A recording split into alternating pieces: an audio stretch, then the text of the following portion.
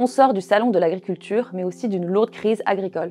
De tracteurs du Lot-et-Garonne qui viennent déverser des déchets devant la préfecture. Feu, de la colère, bâchage de radars et de panneaux de signalisation. Depuis hier, les agriculteurs sont de nouveau dans la rue. Vous les voyez lors de plusieurs actions ici en Lorraine la nuit dernière. Pas de revenus, donc c'est ça le pire. Il y a longtemps que les paysans crient leur douleur et leur détresse. En réponse à la colère des agriculteurs, le gouvernement a voté la loi d'orientation pour la souveraineté agricole. Mais cette loi, elle est vivement critiquée par les syndicats opposés à la FNSEA. C'est ce syndicat qui est majoritaire dans le monde agricole depuis sa création dans les années 1940. Et son lobbying, donc sa domination, est régulièrement pointé du doigt. Tous les 6 ans, plus de 2 millions d'agriculteurs et autres acteurs ruraux sont appelés à voter pour leurs représentants syndicaux dans les chambres d'agriculture. Les syndicats qui détiennent le plus de sièges à la Chambre des agriculteurs influencent et négocient les futures politiques agricoles. Ils sont ainsi censés défendre les agriculteurs, leurs conditions de travail, leurs revenus et leur santé. La FNSEA a remporté une fois de plus ces élections. La coordination rurale avec 30%, la Confédération paysanne avec 21%, soit près de la moitié des voix exprimées. La FNSEA continue pourtant de dominer les chambres d'agriculture et donc de défendre seule les intérêts du monde agricole. Laurence Marandola, porte-parole de la Confédération paysanne, pointe ici un sérieux problème démocratique. C'est ce qu'elle nous explique au Salon de l'agriculture lors de notre rencontre.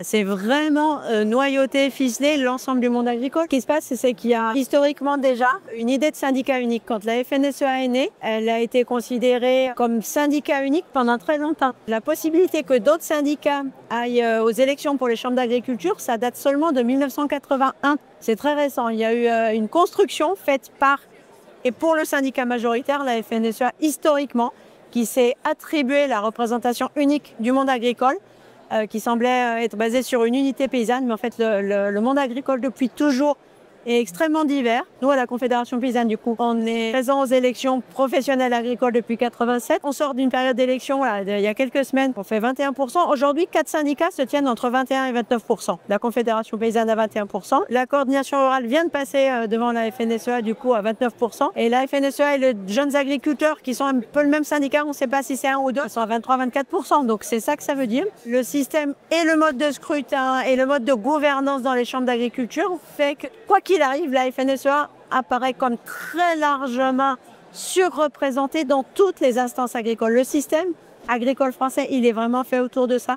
Donc il y a un très grand déficit de pluralisme, de gouvernance, de respect des diversités, qui fait que même quand on fait 20-21%, on est très peu entendu à tous les niveaux, que ce soit local ou national. La FNSEA aura la présidence de la Chambre d'agriculture, aura la présidence de la SAFER sur le foncier, siégera dans plein d'instances où nous, on n'y sera pas. Donc c'est quand même le meilleur moyen de dégoûter des gens d'aller voter. C'est d'autant plus difficile pour nous que du coup, ces règles dont on parlait, qui défavorisent grandement les syndicats minoritaires, font aussi qu'on a très peu de moyens. Alors qu'on est présent sur tous les départements français, qu'on fait un travail conséquent sur tous ces territoires. Et avec nos réseaux, on accompagne aujourd'hui un tiers des installations, des gens qui s'installent en agriculture, alors qu'on a à peu près 0 moyen.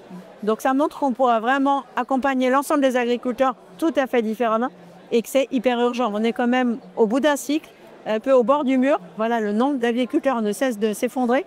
On était 1 million dans les années 90, moins de 400 000 aujourd'hui. Et si rien ne se passe, on sera moins de 200 000 dans 10 ans. Et c'est vraiment pas le chemin que souhaite la Confédération paysanne. Ça nous semble extrêmement grave. On sait les pourcentages qu'on fait, mais dans les faits, c'est jamais traduit dans aucune des instances. Dans aucun des lieux où il y a des décisions sur l'agriculture, c'est tout sauf de la démocratie. C'est vraiment une cooptation. On l'a appelé souvent la cogestion entre les gouvernements successifs et la FNSEA. C'est ensemble tous les deux qui décident des politiques liées à l'agriculture, à l'alimentation et à l'avenir des paysans. C'est tout sauf de la démocratie.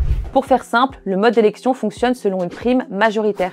Quel que soit le score obtenu, la liste arrivée en tête se verra récompensée de la moitié des sièges du collège concerné. Le reste est ensuite divisé équitablement entre chaque syndicat par rapport à ses voix. C'est donc le cas dans les 102 chambres d'agriculture en France, des départementales à la Chambre nationale. D'autant que cette prime est également financière. 25% du financement public de ces syndicats dépend du résultat obtenu. On appelle ça une proportionnelle partielle, limitée, et c'est là tout le problème selon Laurence Marandola. Les syndicats minoritaires n'étant pas suffisamment représentés, la FNSEA continue d'imposer ses idées. Et c'est ce qu'on a pu voir d'ailleurs avec la loi agricole votée en février dernier. Du coup, il n'y a absolument rien sur les leviers essentiels pour installer des paysans. Il n'y a rien pour une vraie souveraineté alimentaire et il n'y a rien pour la transition agroécologique. C'est plutôt des vides terribles qu'on va d'abord observer dans la loi. Et c'est ces leviers-là qui auraient permis de garder des paysans, de garder de la production de fruits et légumes, de rémunérer les gens. La plupart des articles sont quand même extrêmement négatifs et contraires à ce qu'on aurait pu imaginer pour protéger l'environnement et surtout assurer de pouvoir continuer à produire demain. C'est des mesures de très court terme et d'une très grande irresponsabilité politique et du gouvernement de sacrifier comme ça la qualité de l'eau en France, ce genre de choses. On existe syndicalement, enfin on représente quand même un agriculteur sur 5 et un poil plus, et qu'il y a d'autres façons d'envisager l'agriculture, il y a d'autres politiques agricoles possibles. C'est le sens de notre présence ici. Et ici, on voit passer énormément d'agriculteurs finalement, de notre syndicat mais des autres, ou qui s'approchent beaucoup de jeunes attirés par l'agriculture. Et puis c'est un lieu où se joue beaucoup de choses aussi au niveau institutionnel, hyper formel, mais on gagne du temps à se croiser, à boire un café, à discuter rapidement avec des politiques, avec des organisations, avec des instances du gouvernement pour continuer à travailler ensuite. Et en agriculture, comme ailleurs, voilà, le syndicalisme est important pour porter la voix, pour défendre de la transformation sociale en agriculture et plus largement. L'existence d'autres syndicats, même si on peut être adversaire, nous semble être aussi un gage de démocratie, faire avec le panorama syndical qui est celui agricole aujourd'hui. Si les règles du jeu étaient justes entre syndicats, ça irait beaucoup mieux. Première chose, aux élections professionnelles agricoles, de la proportionnelle. On est le seul corps socio-professionnel et aux élections professionnelles, il n'y a pas de proportionnel. Il y a une prime au majoritaire, du coup, et c'est la prime le plus souvent pour la FNSEA. Rien que de la proportionnelle, ça change tout. Rien que des règles de présence de tous les syndicats dans toutes les instances agricoles à la proportionnelle, ça changerait tout. S'il y a une mesure, c'est celle-là.